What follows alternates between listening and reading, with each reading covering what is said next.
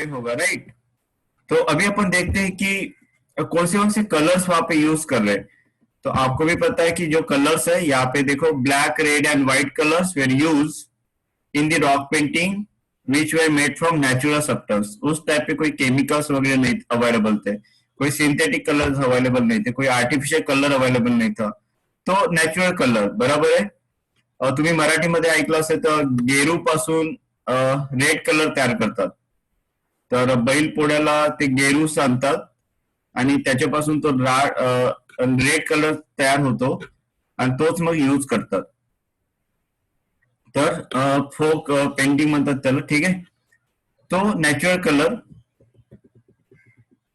Then, with the help of rock painting, we can understand the knowledge of ancient people about their natural surrounding and also the way they exploited available natural resources.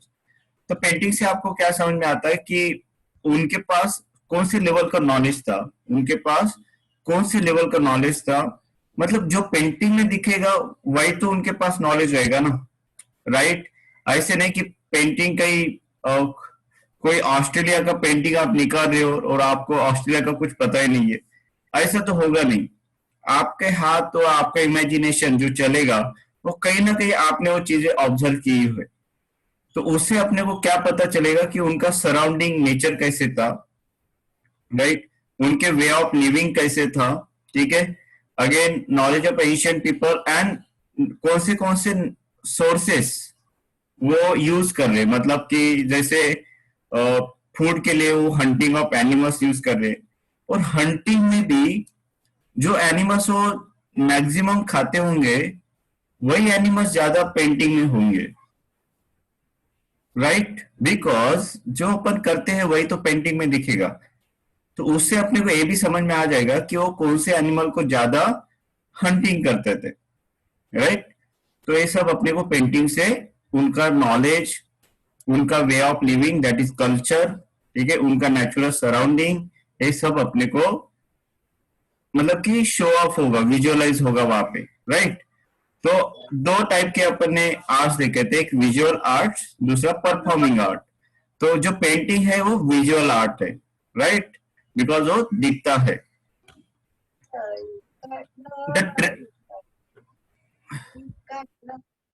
नीलम मांजरेकर कुठून येतात? Rohit mute कर, unmute कर रोहित.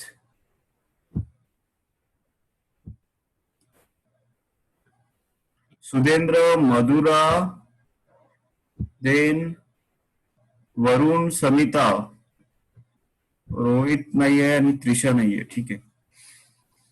सो the tradition of folk style of painting closely resemble the style of rock painting, है ना.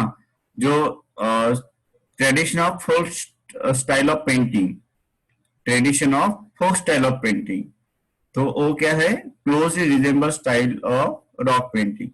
मतलब जो भी फोक style of painting है वो मतलब कि क्लोजली क्या है, तो रॉक पेंटिंग है, राइट. मतलब कि जो ट्रेडिशन से चलता आ रहा है वो क्या है, तो रॉक पेंटिंग है. अजिंठा जो वेरूर आपको दिख रहा है वो ट्रेन किया हुआ पेंटिंग है, कोई फोक पेंटिंग नहीं है वो. And custom such as decorating the house wall, courtyard, drawing various figure and symbols or using panels of painting to narrate stories help to develop regional style of folk painting. तो आज भी लोग घर में, बहुत लोग घर में, आप विलेज में जाओ, विलेज में कभी कभी वॉल पे आपको पेंटिंग मिलेगा, है ना. कभी कभी लोग सिंबल भी निकालते हैं. आज आप स्टेचू का आज बहुत ये हो गया, मतलब कि हर कोई बॉडी पे स्टेचू निकालता है. उसका हैबिट अभी बहुत, मतलब कि वो एक जो हाथ पे स्टेचू निकालना, बॉडी पे स्टेचू निकालना, वो बहुत एकदम फास्टली ग्रोइंग हो रहा है, राइट. एवरीबडी मतलब कि अपने बॉडी पे स्टेचू निकाल रहा है, सॉरी टैटू निकाल रहा है. क्या निकाल रहा है? टैटू निकाल रहा है, राइट.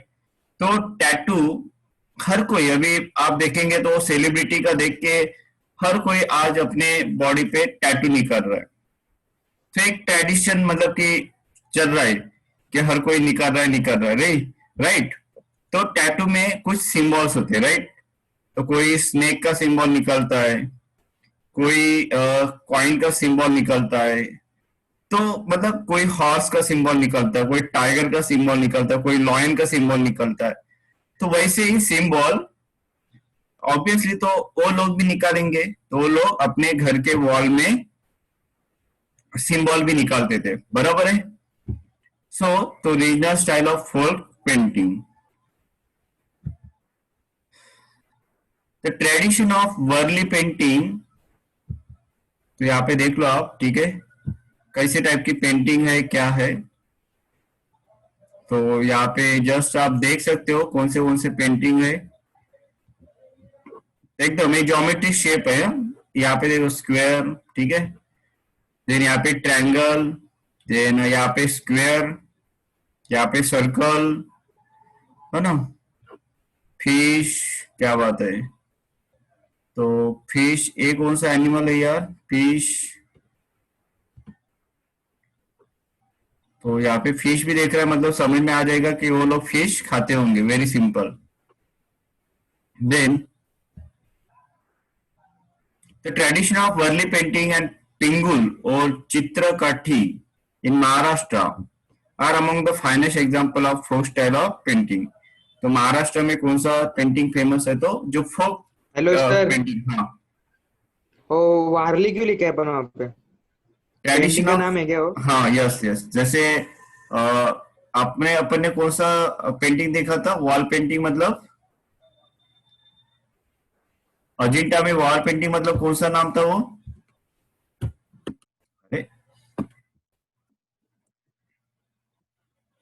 पेंटिंग क्या नाम था, मुरल पेंटिंग, ठीक है। तो वैसे वर्ली पेंटिंग देख लेते हैं, वर्ली वार्ली का मीनिंग क्या है, तो अपने को समझ में आ जाएगा कि what is mean bye Warli painting.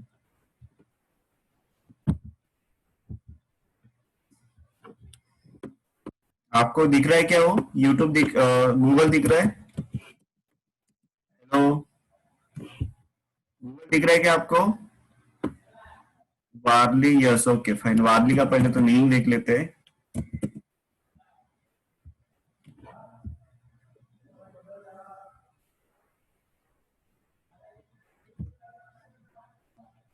Warli और वर्लीज आर एन इंडिजिनस ट्राइब और आदिवासी, और ट्राइब का नाम था, मीनिंग समझ में आ रहा है। तो जो वारली था, वारली जो नाम लिखा है वो क्या था, और जो ट्राइब्स रह रहे थे, ठीक है, जो लोग रह रहे थे उनका नाम है, right, Adivasi, tribe of Adivasis और living in mountainous as well as coastal areas of Maharashtra, living in mountainous और coastal areas of Maharashtra Gujarat border as surrounding areas. They have their own animistic belief, life, custom, tradition. As a result of acculturation, they have adopted many Hindu beliefs. Okay. तो simple है कि जो वर्ली, वर्ली का meaning है कि वर्ली एक आदिवासी tribe का नाम है, सिंपल है। तो उन्होंने जो पेंटिंग बनाया है तो उस पेंटिंग का नाम दे दिया, दैट इज वर्ली पेंटिंग। नहीं समझ में आ गया तो ज्यादा इसमें अपन को डिटेल्स में जाना नहीं है, सिंपल। समझ में आ रहा है सबको, हेलो, सबको समझ में आ रहा है। तो what is mean by tradition of Warli painting and Pingul और चित्रकाठी इन महाराष्ट्र। तो वो भी एक ट्रेडिशनल पेंटिंग है वो। Tradition of Warli painting and Pingul Chitrakathi in Maharashtra are among the finest example of folk style of painting. तो फोक मतलब क्या होता है, ट्रेडिशनल टाइप ऑफ पेंटिंग। उसके कुछ आपको ट्रेनिंग वगैरह करने की जरूरत नहीं है, जैसे होली खेलने के लिए कुछ ट्रेनिंग लेने की जरूरत नहीं है, तो वैसे similarly. So Soumya Mashe, the artist in Thane district, has play a great role in making the Warli style of painting very popular. क्या बात है। तो यहाँ पे जिव्या सौम्या माशे, ठीक है, पर्सन है, उसने अगेन मतलब कि जो वर्ली टाइप ऑफ पेंटिंग है उसने पेंटिंग कर करके वो फेमस हो गया, ठीक है। तो ही और पॉपुलर हो गया वो। He has been honoured with number of national international award for his painting. क्या बात है। आज पेंटिंग को बहुत स्कोप है, बहुत स्कोप है। आज पेंटिंग को बहुत स्कोप है, डिजाइन को बहुत स्कोप है। ठीक है। तो in the year 2011 he awarded Padmashri. बाप रे बाप। तो पद्मश्री मतलब कि आप इमेजिन कर सकते हो कि वो मतलब इंडिया में कितना फेमस हो गया। तो पद्मश्री अवार्ड इतना इजीली नहीं मिलता है ना। It is interesting to know the tradition of Chitrakathi is mention in Manasollasa, a book written by Chalukya king Someshwara in the 12th century common era। बाप रे। कॉमन एरा मतलब कि 12th सेंचुरी में, मतलब कि 1200 ईयर एडी, 1200 ईयर एडी उस type पे चालुक्य, नाम है। ठीक है। चालुक्य क्या है, प्लेस का नाम है। तो चालुक्य किंग सोमेश्वरा उसने बुक लिखा है किसके ऊपर, द ट्रेडिशन ऑफ चित्रकाठी। जो पेंटिंग है, it confirms the antiquity of this tradition or the tradition of narrating stories from Ramayana और महाभारता with the help of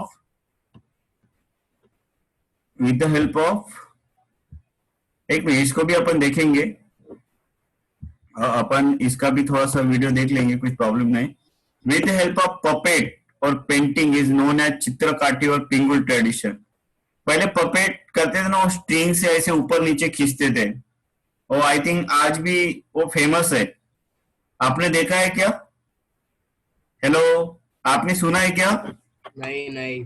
सुना तो होगा ना। चित्रकाठी पेंटिंग है ना, देखते हैं। क्या नहीं सुना है ना? वो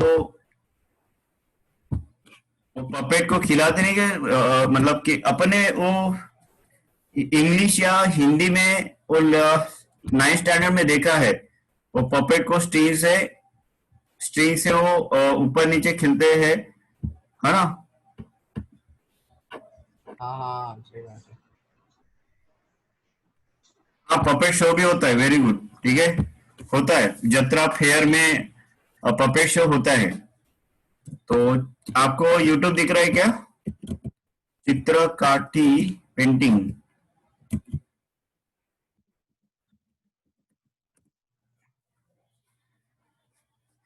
क्या बात है, ये देखो। ठीक है, देख लो अभी।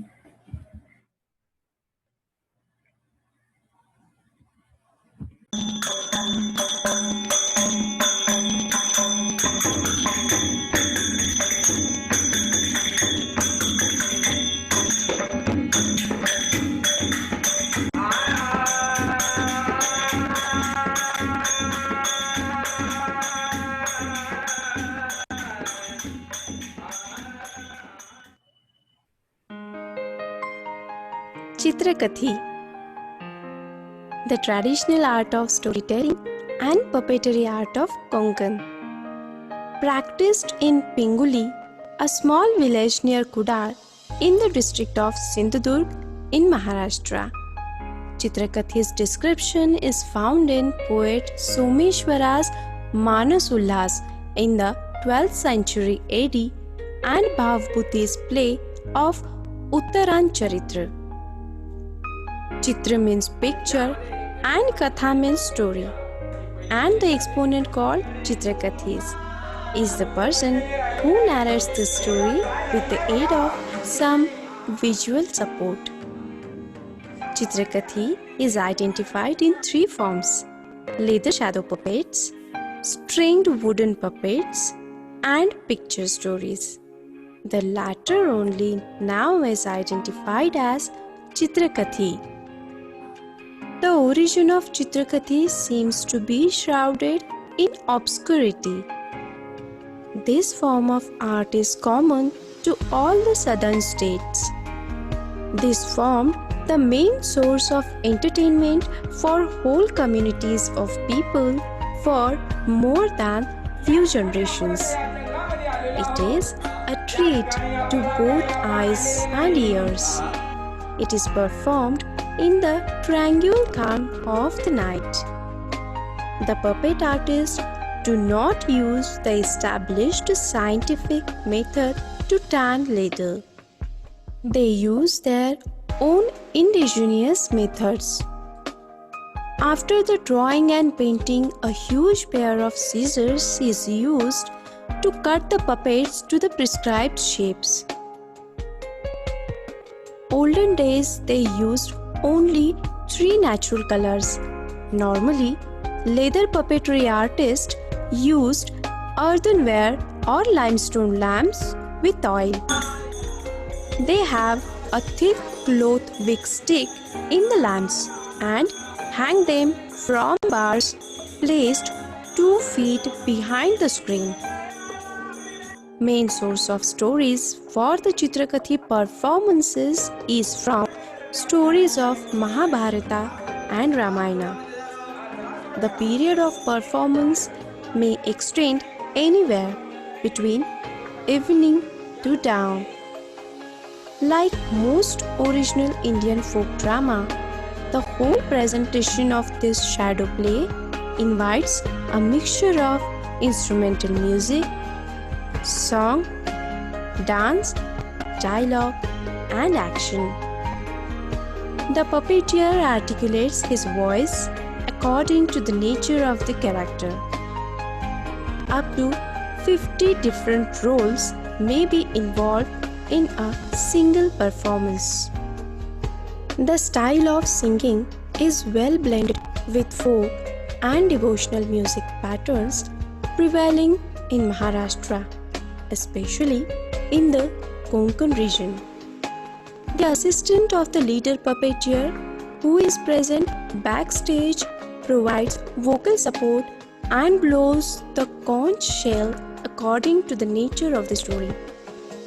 The dialogues between the leader puppeteer and the musician are mostly humorous. The narrator impromptu delivers the dialogue of the characters appearing on the screen. Creating art forms of the Konkan घालिते चोळीच्या या बुटा काय असतं हे महाराष्ट्रामध्ये कुठेच नाही, फक्त आदिवासी लोकांकडेच तुला भेटतं. फक्त पिंगुळीला चित्रकथी पॉकेट कळसुंदरी माझं बाळासाहेब कचरे, पाटी शहर महाराजा सायजीराव विद्यालय सातारा. कला उत्सव 2007 वाघोली राईट बसले. आय एम स्टुडंट ऑफ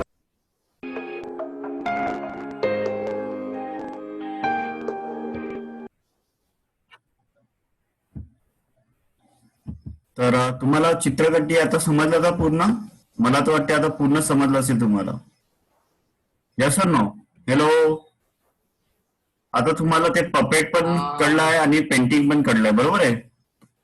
तर त्याला पिंगुली ट्रेडिशन का म्हणतात? कारण पिंगुल हे आपल्या कोकणमध्ये एक विलेजचं नाव आहे, त्यामुळे त्याला पिंगुल सुद्धा म्हणतात. जसं वर्ली हे विलेजचं नाव होतं, त्यामुळे वर्ली पेंटिंग नाव दिलं. तसंच हे पिंगुल विलेजचं नाव आहे, तर त्याला पिंगुली ट्रेडिशन असं नाव दिलं. The people who still practice the art of Pingul live in a village called Pinguli. They belong to Thakkar tribal community. Tribal community चे ते. It is located in Konkan region near Kudad. खूप छान region आहे हा कुडाळ. जर तुम्ही कोकण मध्ये कुडाळला फिरायला जाणार तर फॅन होऊन जाणार. The Chitrakati pictures are drawn on a paper and painted in colors made from natural substances. It takes 30 to 50 pictures to complete the narration of single story. अगर कोई एक स्टोरी उनको बताना है तो वो ऐसे 50 पिक्चर्स बनाते हैं. These pictures are preserved very carefully and handed down from one generation to another. और वो पिक्चर, ठीक है, one generation to another generation तो आते हैं. तो ये भी फोक टाइप ऑफ ट्रेडिशन है, पेंटिंग है. The artist and government are trying to preserve. तो गवर्नमेंट और आर्टिस्ट जो है वो ट्रेडिशन प्रिजर्व करने के लिए बहुत कोशिश कर रहे हैं, बिकॉज काफी अच्छा लग रहा है ना, मस्त लग रहा है वो. complete the pictures are preserved very carefully, handed down from one generation to another. The artist and the government are trying to preserve the tradition which is on the verge of extinction. Because अभी picture आ गए, camera आ गया, photo आ गए, mobile आ गए, है ना, shooting अभी इतना simply लेते हैं, तो वो पेंटिंग में ज्यादा बहुत टाइम लग रहा है ना, तो उसमें और ज्यादा कस्टमर मतलब कि ज्यादा लोगों को एंटरटेन में भी नहीं कर रहे हैं वो, तो इसीलिए वो on the verge of extension है, तो इसीलिए गवर्नमेंट उसको प्रिजर्व करने के लिए बहुत कोशिश कर रहा है। देन अभी जाते हैं कि ये सब हो गए फोल्क ट्रेडिशन, ये सब हो गए फोल्क मतलब ट्रेडिशन से, मतलब जनरेशन टू जनरेशन चल रहा है, उसके लिए कुछ ट्रेनिंग नहीं है। लेकिन अभी देखेंगे classical type of painting. Classical type of painting मतलब एक आपको ट्रेनिंग मिली है, आपको कुछ रूल्स मिले हैं, वो ट्रेनिंग मतलब पेंटिंग में, वो रूल्स के अकॉर्डिंग आप पेंटिंग कर रहे हो, तो that is called a classical style of painting. The ancient Indian texts have explained various aspects of arts in a great details. There are altogether 64 arts mentioned in this text. बाप रे बाप। तो मतलब कि they have explained various aspects of art in great details. There are altogether 64 arts, बाप रे, mentioned in this text. The art of painting is mentioned as alekham और आलेख्य विद्या in this. तो 64 आर्ट्स जो है उसमें पेंटिंग का नाम दिया है आलेख्य विद्या, आलेख्य विद्या, तो संस्कृतचा वर्ड असू शकते तो आलेख्य विद्या। It is said to have 6 main aspect, षडांगे, ठीक आहे, आस्पेक्टला आपण असं म्हणतो षडांगे म्हणतो का, have 6 main aspects. The ancient Indian scholars studied these 6 aspects very minutely. They include रूप भेद, different shape and form. अच्छा, रूप मतलब shape. तो ये क्या है, क्लासिकल स्टाइल ऑफ पेंटिंग के कुछ 6 एस्पेक्ट है जो एशियन लोगों ने काफी डिटेल में माइन्यूटली उसको स्टडी किए थे। तो थोड़ा सा देख लेते हैं फटाफट। तो रूप भेद, रूप मतलब कि शेप, तो डिफरेंट शेप एंड फॉर्म। प्रमाण मतलब प्रोपोर्शन, मतलब किती प्रमाणामध्ये आपण चहामध्ये साखर टाकायची, हा, तो म्हणजे की proportion, depiction of various features of an image. एखादी इमेज जर बनवायची झाली तर त्याच्यात हँडचं प्रोपोर्शन किती असलं पाहिजे, ठीक आहे, आईचं प्रोपोर्शन किती असलं पाहिजे, कारण क्लासिकल बघतोय ना आपण, ते एव्हरीथिंग हॅज अ रूल्स, है ना, तर आता आपल्या रूल्स नुसार जावं लागेल। नंतर भाव, एक्सप्रेशन, हा ना, कोणत्या सिच्युएशन नुसार तुमचं त्या पिक्चर मध्ये एक्सप्रेशन दिसायला पाहिजे, because we are now studying the classical type of painting. एक तुम्ही ट्रेनिंग घेताय पेंटिंगची। लावण्य योजना, अस्थेटिक, अस्थेटिक मतलब की हाऊ एस्थेटिकली, मतलब की तुमचं घरामध्ये सामान असतं आणि सामान तुम्ही अशा प्रकारे तुम्ही लावता की ते एस्थेटिकली एकदम छान वाटतं, म्हणजे की घरी आल्यावर असं प्रसन्न होऊन जातं। सामान तेच आहे, एका घरी जस्ट कसं पण ठेवलेलं आहे, बिलकुल ऑर्गनाइज नाही आहे, आणि एका घरी छान प्रॉपरली ऑर्गनाइज आहे, तर एक मन असं प्रसन्न होऊन जातं, दॅट इज कॉल्ड एस्थेटिक। तर तुमची इमेज बघितल्यावर असं वाटलं पाहिजे की एक एक ऑर्गन उन्होंने किती सिस्टमॅटिकली अरेंज केलेलं आहे, तर मतलब की that is called aesthetically. Then सादृश्यता, सदृश्यता, रिझेम्बलन्स टू रियालिटी। अच्छा, सदृश्यता म्हणजे की रिझेम्बलन्स टू रियालिटी, असं वाटलं पाहिजे की ते इमेज म्हणजे जस्ट रियालिटी आहे, हा ना, बापरे, मतलब की बरोबर आहे, हे सर्व आपल्याला एका पेंटिंग मधून दिसूनच येतं। देन वर्णिका भंग, वर्णिका भंग मतलब की कलर कंपोजिशन, कलर कंपोजिशन काय असला पाहिजे, कलर कंपोजिशन बरोबर आहे, ड्रेसचा कलर काय असला पाहिजे, बॉडीचा कलर, आईचा कलर, बियर्डचा कलर, हेअरचा कलर, बरोबर आहे, म्हणजे everything properly proportional, expression, then colour composition, aesthetic, right, resemblance to reality, right. तर हे सर्व आपल्याला 6 टाईप या क्लासिकल पेंटिंग मध्ये बघायची असतात. जर तुम्हाला हे समजलं असेल तर यस यस यस यस टाका, कारण आपण क्लासिकल स्टडी करतोय आता याच्यामध्ये रूल्स आहेत. ठीक आहे. पेंटिंग म्हणजे जस्ट म्हणजे काही पण करायचं नाही, तर प्रत्येक प्रोपोर्शनेट करायचं आहे. Okay fine. ठीक आहे. सो बघूया आता. तर खूप इझी लेसन आहे. तुम्हाला कळलं असेल आर्ट म्हणजे काय असते. तर Agama texts of various religious sect, Puranas and Vastushastra texts explain the art of painting and sculpting in the context of temple architecture. तो अगमा जो टेस्ट है ऑफ वेरियस रिलीजियस सेक्ट, तो अगमा देख लेते. अगमा टेस्ट क्या है. फर्स्ट टाइम मैं सुन रहा हूँ ये टेस्ट का नाम. अभी तक मैंने ऋग्वेदा, आयुर्वेदा, ठीक है, ऋग्वेदा, अर्थशास्त्र, ये सब मैंने सामवेद, ऋग्वेद, यजुर्वेद ऐसे नाम सुना था. ये अगदा, एक minute, अगदा test.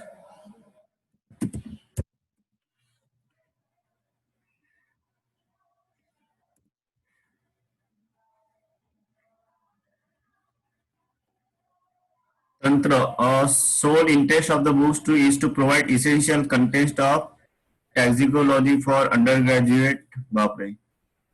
Tantra book, Agada Tantra. Agada is one of the 8 branches into which Ayurveda medicine is traditionally divided. Okay. तो अगदा टेस्ट मध्ये त्यांनी दाखवलेलं आहे की Agama texts of various religious sect, Puranas, Vastushastra. Puranas म्हणजे एका किंगची पूर्णच्या पूर्ण स्टोरी असतात, त्यांची डिनास्टीची पूर्ण स्टोरी म्हणजे पुराणाज. राईट. म्हणजे शिवाजी राजे, नंतर मग संभाजी राजे, नंतर मग राजाराम, म्हणजे पूर्ण स्टोरी त्यांचीच, म्हणजे भोसले डिनास्टीची, त्याला म्हणतं पुराणाज. वास्तुशास्त्र म्हणजे की घराचं डोर कोणत्या साईडला असलं पाहिजे. राईट. तर इथपासूनच म्हणजे बाथरूम कोणत्या साईडला असलं पाहिजे, बेडरूम कोणत्या साईडला असलं पाहिजे. वास्तुशास्त्र. मंदिर, घरामध्ये जे टेम्पल असते ते कुठे असलं पाहिजे, तर त्याला म्हणतं Vastushastra. Explain the art of paintings and sculpting in the context of temple architecture. म्हणजे की टेम्पल आर्किटेक्चर करताना त्यांनी पेंटिंग आणि स्कल्पचिंग हे दोन्ही पण त्यांनी एक्सप्लेन केलेलं आहे. तर miniature painting in manuscript. Manuscript, the miniature painting in the early manuscript shows an influence of Persian style. Manuscript म्हणजे तुम्ही हाताने लिहत आहे. मॅन्युस्क्रिप्ट म्हणजे तुम्ही हाताने लिहत आहे. तिथे मिनिएचर, जे छोटे छोटे जो पेंटिंग आहे, मिनिएचर म्हणजे small small painting, show an influence of Persian style. Persia, Egypt. तर पहिले इजिप्त सोबत हरप्पन संस्कृती आणि इजिप्त संस्कृती त्यावेळेस खूप फेमस झाले होते. तर ऑब्वियस आहे की इजिप्तचं इन्फ्लुएन्स आपल्या हरप्पा संस्कृतीवर होतं. इव्हन ऑब्वियसली हरप्पा संस्कृतीचं पण इन्फ्लुएन्स त्याला मेझोपोटॅमिया किंवा पर्शियन सोबत होतं. द डेक्कन, डेक्कन म्हणजे आपण Maharashtra part. So Deccan miniature style was develop under the patronage of Deccan sultan sultanate. Sultanate मतलब जसं आपण म्हणतो ना एम्पेरर, सो एम्पायर असते, तो सुलतान हे सल्टनेटचं असते. सेम मिनिंग आहे. एम्पायर म्हटलं की एम्पेरर, मग सुलतान मतलब की सल्टनेट, मग किंग मतलब की प्रजा म्हणजे सब्जेक्ट. राईट. वैसे ही सल्टनेट म्हटलं की मग सुलतान असेल तर त्याचं मग काय sultanate. During the rain of Akbar, Mughal emperor, Akbar काय होतं मुघल एम्पेरर, तर मग त्यांचं एम्पायर. तर मग मुघल काय करायचं बघा आता. अकबर, मुघलमध्ये पेंटिंग अजून खूप डेव्हलप झालेली. तर miniature style of painting show a blend of Indian and Persian style was develop. Miniature जे बघा या म्हणजे एकदम स्मॉल स्मॉल टाईपचे painting, that is Mughal miniature, खूप म्हणजे खूप फेमस झाला आणि मुघलनी खूप सपोर्ट केला फॉर द पेंटिंग. याच्यामध्ये आपल्याला इंडियन आणि पर्शियनचं कंबाईन मतलब की इन्फ्लुएन्स दिसतं आपल्याला. That is called a miniature painting. तर आपण जस्ट अजून थोडंसं डिटेल्स मध्ये बघूया.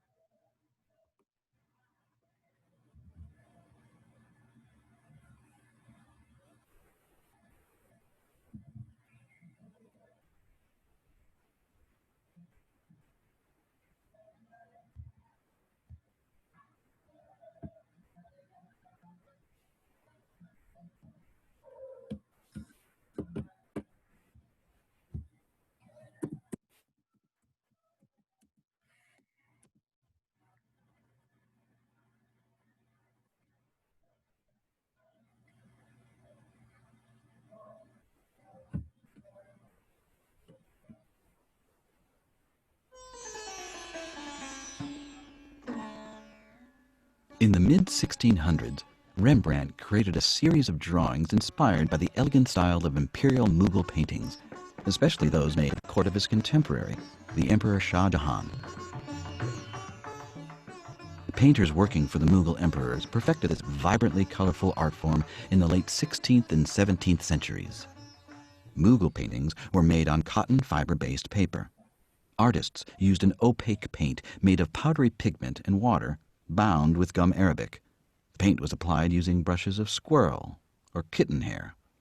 A painting was either completed by a single artist or made in a workshop in which one artist drew the composition and painted the main subjects, and others added details. After a painting was completed, the surface was burnished with an agate, a gemstone. This friction generated heat and pressure, giving the colors added depth and luminosity.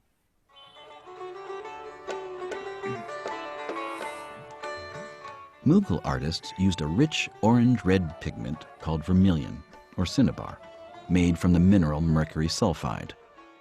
A vivid blue, now called ultramarine, was made from lapis lazuli, mined in Afghanistan. Bright yellow was made using an arsenic-based pigment called orpiment. Another type of yellow, Indian yellow, was made from the urine of cows that had been fed mango leaves. Green was either a mix of ultramarine and orpiment or consisted of verdigris, a pigment made from copper treated with vinegar. Mughal artists used a chalky white paint made from lead or ground-up shells, and lamp black, which comes from charcoal or soot. Luxurious metallic paints were derived from gold and silver powders. Purplish hues were made from the secretions of the lac beetle. Eventually, Mughal painting shifted away from the courts of emperors and its practice spread. It developed into regional styles across the Indian subcontinent and also inspired European artists like Rembrandt.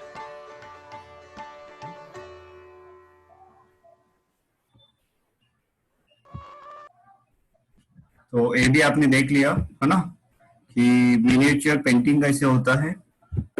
तो miniature style of painting, एक minute. सो miniature, तो western style of painting अभी देखते हैं. तो in the British period Indian artist came under the influence of European style of painting. तो जैसे ही British India में राज कर रहे, ठीक है, तो ऑब्वियसली उनका जो इन्फ्लुएंस है वो हमारे ऊपर होगा ही होगा, राइट. बिकॉज तो ब्रिटिश अगर इंडिया में 150 इयर्स तक अगर राज कर रहे हैं तो उनका इन्फ्लुएंस तो इंडिया के ऊपर होगा ही होगा. तो उनका जो इम्पैक्ट है वो इंडिया के ऊपर क्या हुआ वो अपन देखते हैं अभी. So Western style of painting in the British period, Indian artists came under the influence of European style of painting.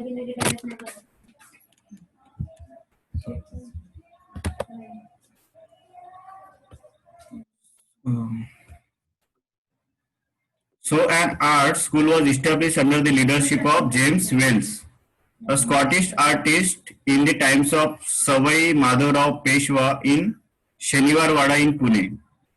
तो उन्होंने क्या इस्टेब्लिश किया, एक स्कूल इस्टेब्लिश किया. स्कूल मतलब कि ऐसे नहीं कि अपना सेंट जॉन स्कूल इस्टेब्लिश किया, नॉट लाइक दैट. तो उन्होंने क्या इस्टेब्लिश किया, तो एक उस टाइम पे वो पेंटिंग ज्यादा ग्रो हो रही थी, उस टाइम पे वो पेंटिंग ज्यादा ग्रो हो रही थी, राइट. तो उसको अपन स्कूल बोलते हैं, उसको ज्यादा अपन स्कूल बोलते हैं. जैसे अभी की दावड़ी में हर कोई लोग टीवी सुधार रहे, क्या कर रहे, मतलब कि बहुत लोगों की टीवी खराब हो गई दावड़ी में, तो हर family TV TV TV TV TV मतलब दुरुस्त करने लग गए, ठीक है.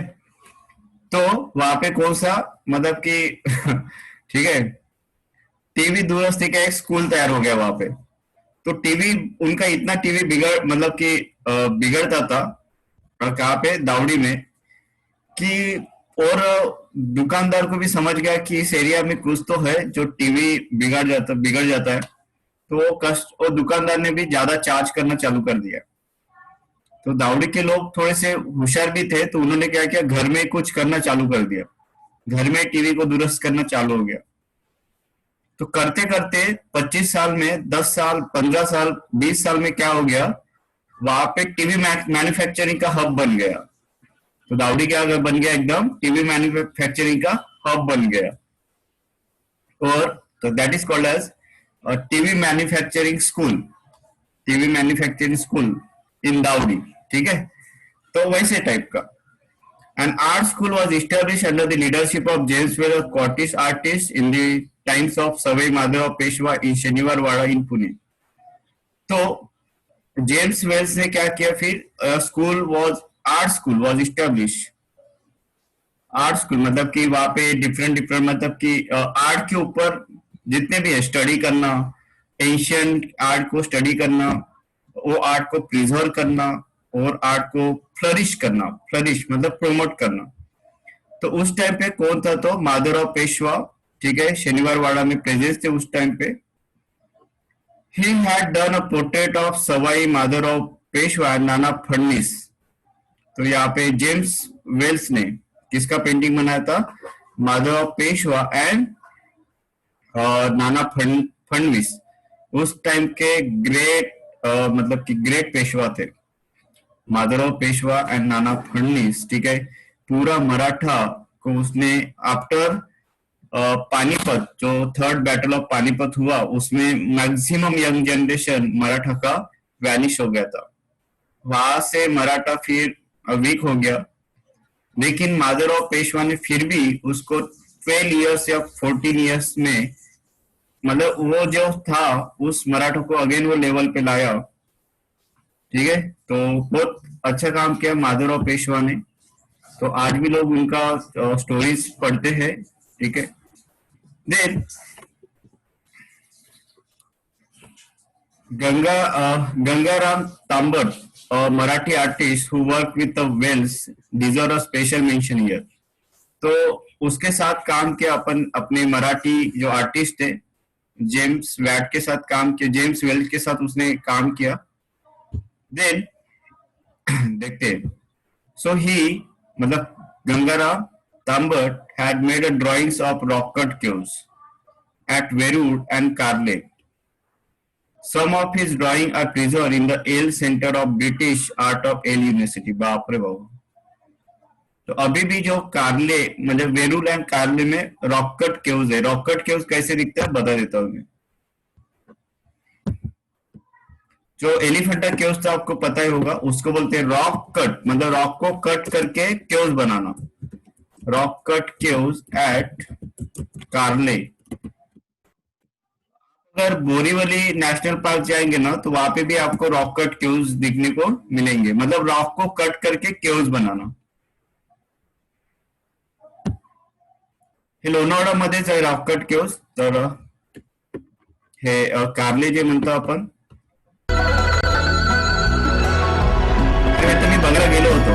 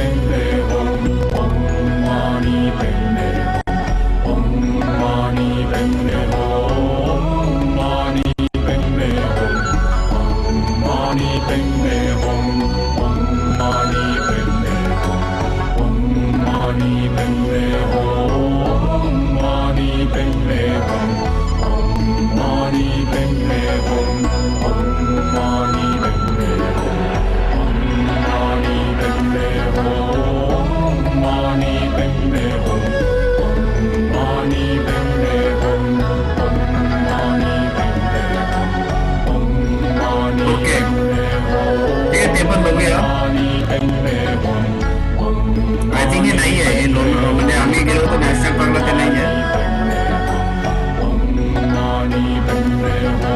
त्याला म्हणतो रॉक कट आर्किटेक्चर.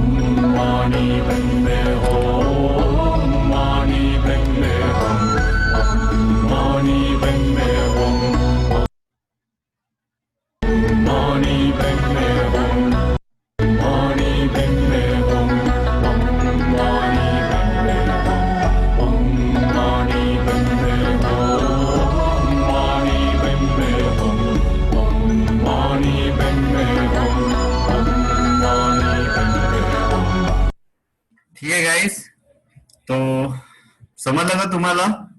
हॅलो, कसं वाटलं?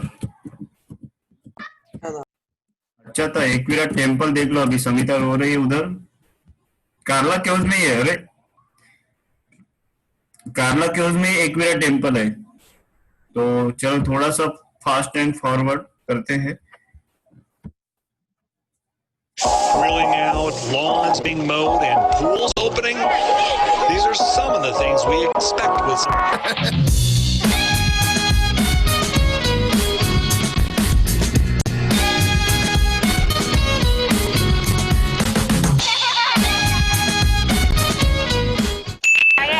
Hey guys, so अभी हम हैं लोनावला और Hello guys, welcome back to the channel. So in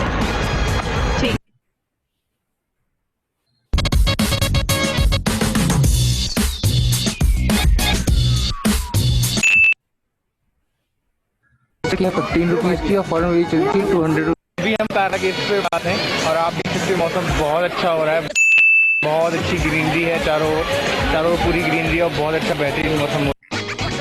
तो अब तो गाइस ये जो स्ट्रक्चर देख रहे हैं ये केव्स हैं और इसके अंदर हमें अभी जाना है.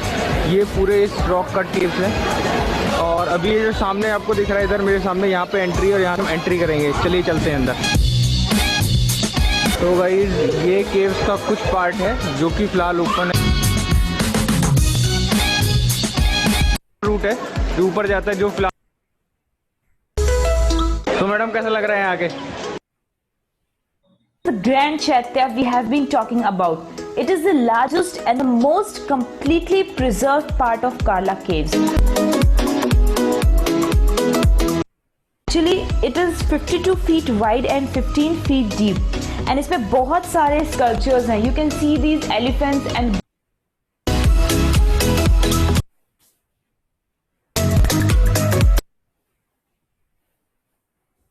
ठीक है, तो वेरी गुड। ठीक है, तो काफी कंसेप्ट आपके क्लियर हो गए।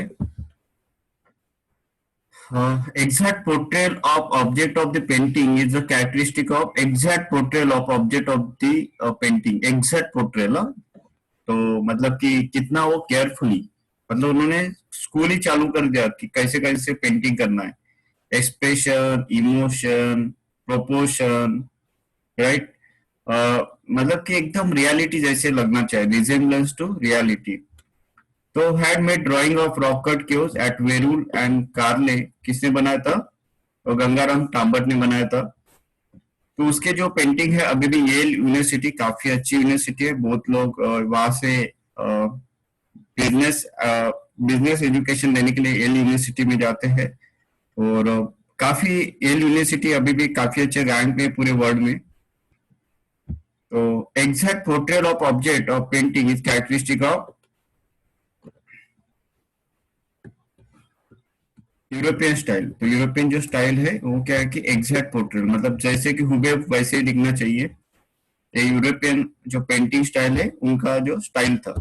ए number of renowned artist were train in JJ school of art. तो वैसे ही एक स्कूल ओपन हो गई, जेजे स्कूल ऑफ आर्ट। वहां पे काफी सारे यंग लोगों को ट्रेनिंग देते हैं और पढ़ाते हैं कि how to paint, how to मतलब कि कैसे पेंटिंग कैसे निकाला जाए, ठीक है, ड्राइंग कैसे निकाला जाए।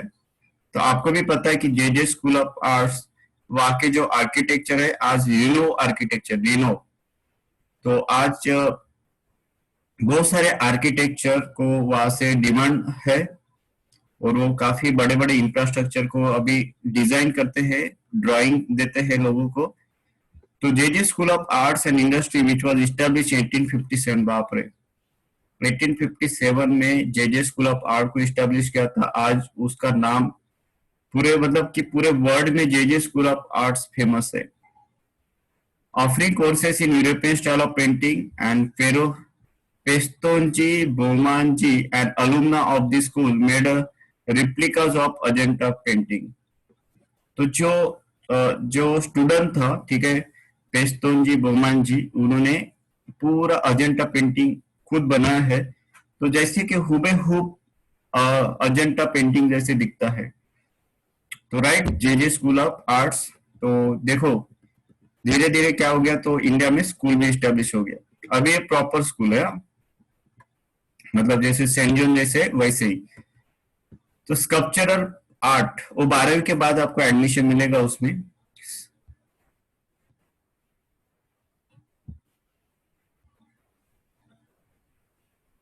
पता नहीं यार कितना बाकी है।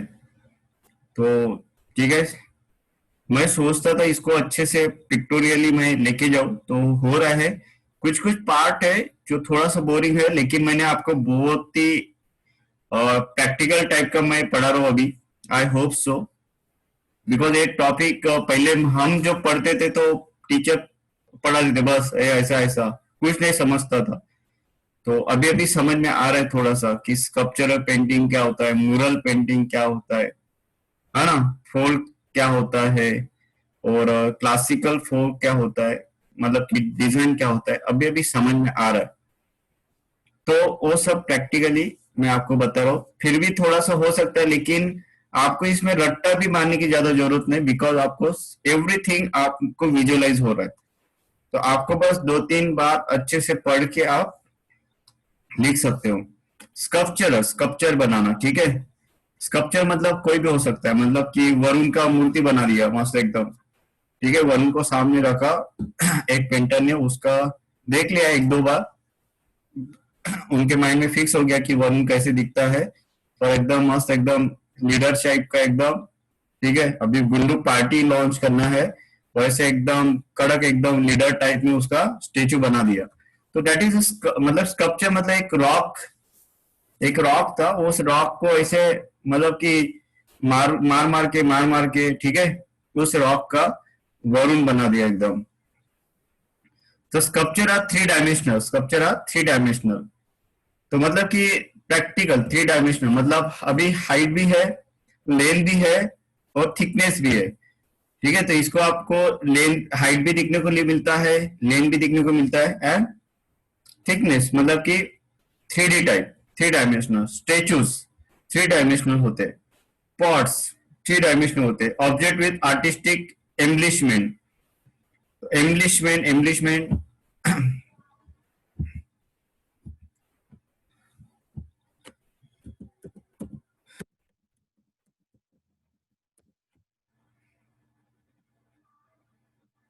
एम्बलिशमेंट मतलब डेकोरेटिव डिटेल्स और features added to something to make it more attractive. तो एम्बलिशमेंट मतलब ऐसा कुछ स्टेचू में आप ऐड करो सो दैट वो अगेन मोर अट्रैक्टिव लग जाए। मतलब थोड़ा सा हार पहना दिया, ठीक है, मतलब कि हार निकाला, ठीक है। तो ऐसा कुछ वो स्टेचू में ऐड ऑन करो सो दैट वो और अट्रैक्टिव लग जाए, that is called as embellishment.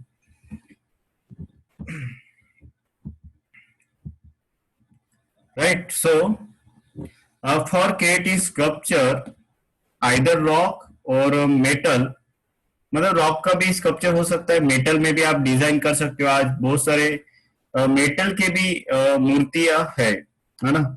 मेरे पास है आई थिंक, ये मैंने एलिपेंटा के उससे मैंने परचेस किया, ठीक है। तो ये क्या एक टाइप का स्कल्पचर ही है ना।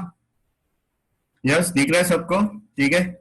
तो अगेन मेटल का भी आप नटराज का मूर्ति आप हर किसी के घर में रहता है नटराज का, है ना। तो अभी मेरे पास तो है ना एक भी।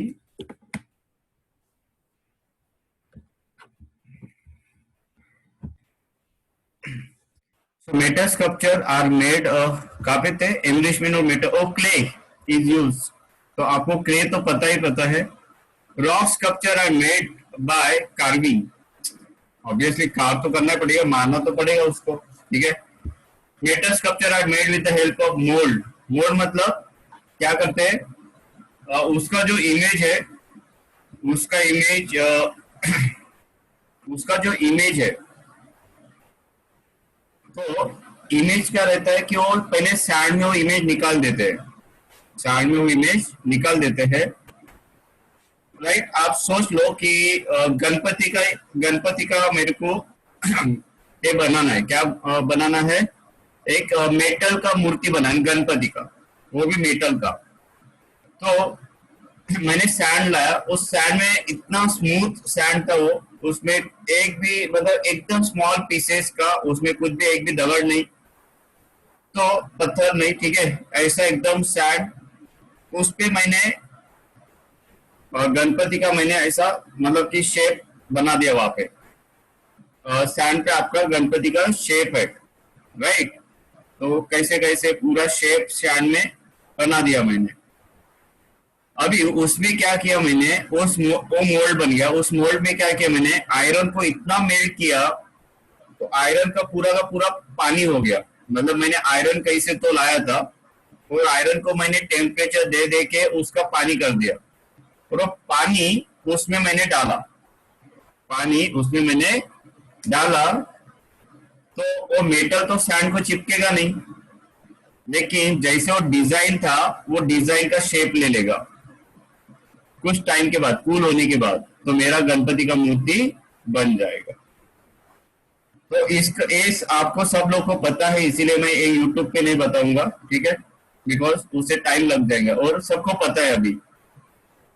With the help of molds and clay sculpture are formed either directly with the hands or by using mold.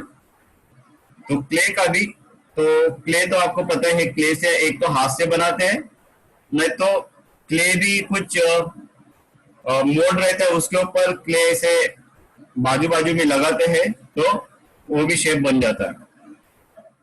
The entire temple of Kailasa at Verun is a unique monolithic sculpture.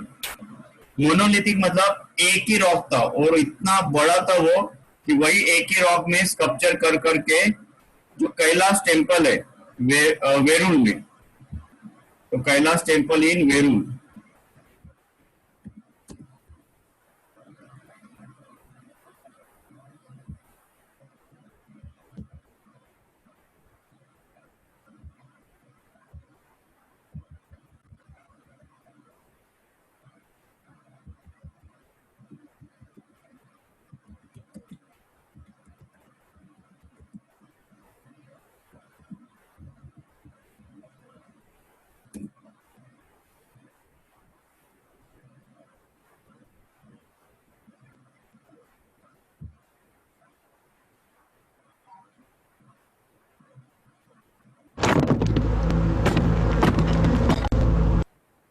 $25 million.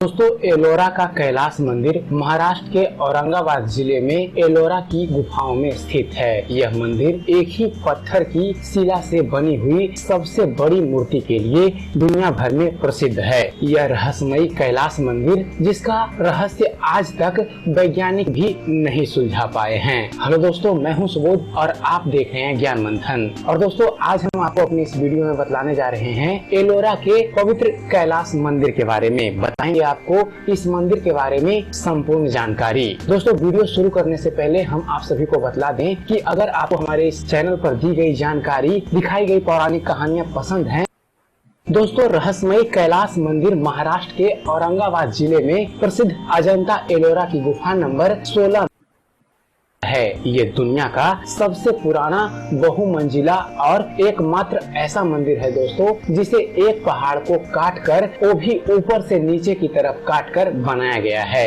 Experts के मुताबिक जब उन्होंने इस मंदिर का गहन अध्ययन किया तो उन्हें यह पता लगा कि शुरुआत में यह मंदिर पूरी तरह से एक तरह के व्हाइट प्लास्टर से ढका हुआ था, जो कि बिल्कुल कैलाश पर्वत की तरह ही लगता था, जिस वजह से इस मंदिर को कैलाश मंदिर कहते हैं। कुछ वैज्ञानिक कहते हैं कि कैलाश मंदिर को आज लगभग 6000 साल पहले बनाया गया था, तो कुछ लोग कहते हैं कि इसे 1200 साल पहले बनाया गया था। सच्चाई यह है कि इसे केवल एक पहाड़ को काटकर बनाने के कारण इसका बनने का कोई भी सही अनुमान नहीं लगा पाया है कि ये कितने साल पुराना है, क्योंकि पहाड़ की उम्र और मंदिर की उम्र में अंतर होगा। दूसरे शब्दों में कहें तो पहाड़ तो कई लाख साल पुराना हो सकता है और फिर उसे काटकर मंदिर का निर्माण कई हजार साल बाद ही किया गया होगा। दोस्तों, माना जाता है कि कैलाश मंदिर के नीचे एक सीक्रेट शहर है। आर्कियोलॉजिकल और जियोलॉजिस्ट डिपार्टमेंट्स की रिसर्च से यह पता चला है कि यह कोई सामान्य मंदिर नहीं है। यहाँ एक ऐसी सुरंग है जो इसे अंडरग्राउंड शहर में ले जाती है। दुनिया में कहीं भी कोई पहाड़ काट के कोई इमारत बनाई जाती है तो उसे सामने की तरफ से काटकर बनाया जाता है, लेकिन इस मंदिर को बनाने में पहाड़ के ऊपर से नीचे की तरफ काटकर क्यों बनाया गया है, इसका रहस्य अभी तक कोई नहीं जान पाया है। पत्थर काट काट कर खोखला करके ये मंदिर बनाया गया है। इस तरह से बनाने में इस मंदिर को लगभग 4 लाख टन से भी ज्यादा चट्टानों को हटाया गया होगा। इस हिसाब से अगर 7000 मजदूर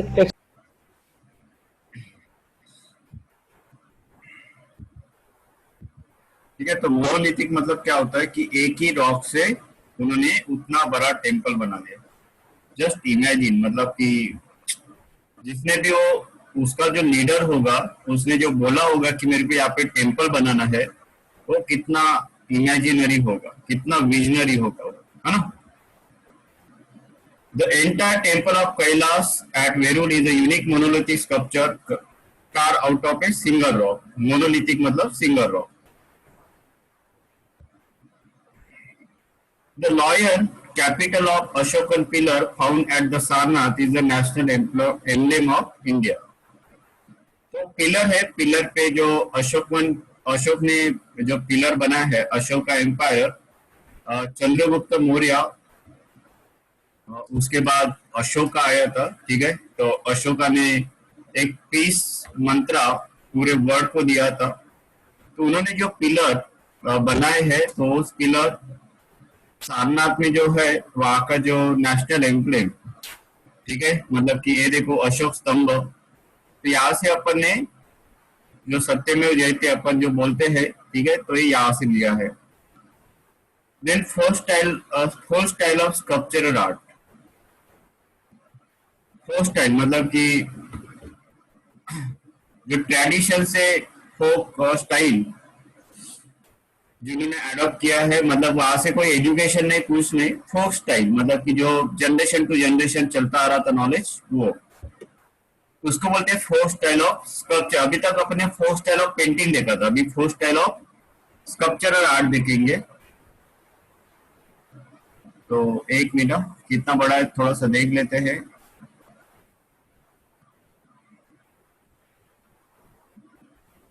बाप रे बाप, बहुत बड़ा है लेसन है। मेरे को लगता है कि पूरा आधा हिस्ट्री इसमें है कि क्या।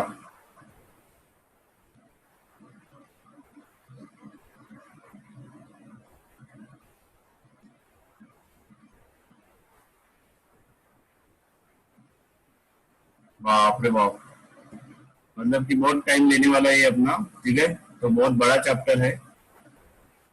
तो यहाँ तक समझ में आ गया सबको? हेलो।